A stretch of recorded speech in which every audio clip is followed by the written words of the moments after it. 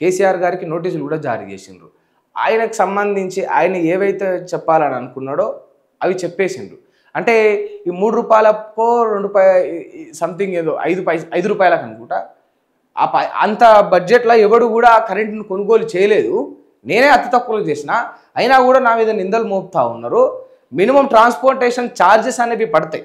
Current అక్కడి నుంచి ఇక్కడికి సరఫరా జరగాలంటే, అక్కడి నుంచి ఇక్కడికి కరెంట్ రావాలంటే దానికి కొంత అమౌంట్ అనేది వెచ్చించాల్సి ఉంటుంది. వీడికంచెల్లి నువ్వు ఢిల్లీకి పోవాలన్నా, ముంబైకి పోవాలన్నా, బీహార్ పోవాలన్నా, ఉట్టే కన్ను మూసుకొని అనుకొని నేను పోవాలని అనుకుంటే పోం కదా, పైసలు ఖర్చు అవుతాయి అనే విధంగా ఆయన చెప్పిండ్రు. ఆ విచారణ కూడా హాజరు కాలే, బాజాప్తే హాజరు కానన్నట్టే చెప్పిండు. మరి కాలేదు, అది అటే పోయింది, అది అటకెక్కింది. మరి కాళేశ్వరానికి అన్నా హాజరవుతారా కారా వాస్తవానికి? ఎందుకు అంటే తప్పు చేయలే అని ఆయన చెప్తా ఉన్నాడు, తప్పు చేసిండ్రు అని వీళ్ళు చెప్తా ఉన్నారు. ఇప్పుడు ఈ కమిషన్ను వీళ్ళు ప్రభుత్వం ఏర్పాటు చేసుకొని పిలిపియడం ఇదింతే కాకుండా ఒక చట్టబద్ధమైన రిపోర్ట్, ఒక న్యాయబద్ధమైన రిపోర్టు తీసుకొని న్యాయస్థానాలను ఆశ్రయిస్తే కేసీఆర్ ఏంది, ఎవరు వచ్చినా కూడా తలొగ్గాల్సిందే కదా, ఎవరు వచ్చినా కూడా తగ్గి ఉండాల్సిందే కదా. మరి అంతటి ఎవిడెన్స్ని ఎందుకు మీరెవరు కూడా క్యాచ్ చేయలేకపోతా ఉన్నారు? నిజంగా అంటే 1,00,000 కోట్ల అవినీతిలో ఒక్క ఎవిడెన్స్ లేదా అనేది బాధాకరం అప్పుడప్పుడు. అంటే అంతటి అద్భుతమైన సిస్టమ్ ఉందా మన దగ్గర? 1,00,000 కోట్లు కళ్ళు కప్పి మింగేంత అంత టెక్నాలజీ వచ్చిందంటారా మనుషులకు?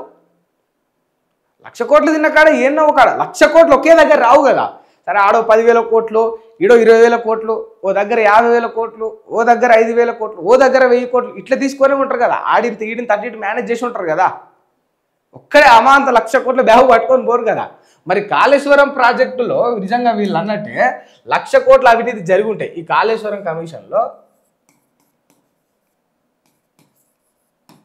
1,00,000 కోట్ల అవినీతి అనేది జరిగి ఉంటే ఎందుకు మరి?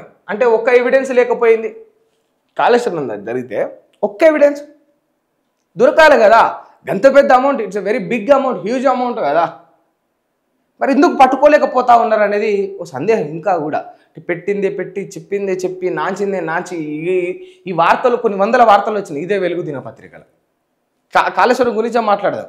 ఉత్తమ్ కుమార్ రెడ్డి గారు అయితే నోరు తెరిచి లేచి పొద్దున్న లేచి ఏదైనా ఒక మాట మాట్లాడాలంటే కాళేశ్వరం అంటాడు, మధ్యాహ్నం అవినీతి అంటాడు, సాయంత్రం కేసీఆర్ 1,00,000 కోట్లు మింగినాడు. ఇదే జపం, ఇది ఒక జపం. ఉత్తమ్ కుమార్ రెడ్డి గారిది జపం ఇది.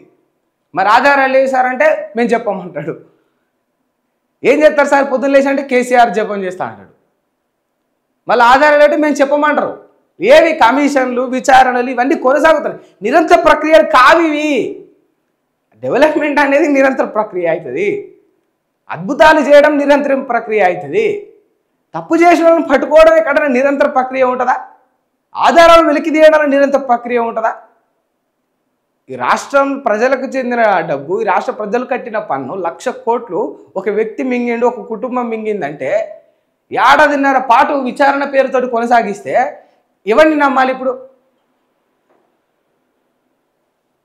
కాకమ్మ కథలు చెప్తారు ఊకే.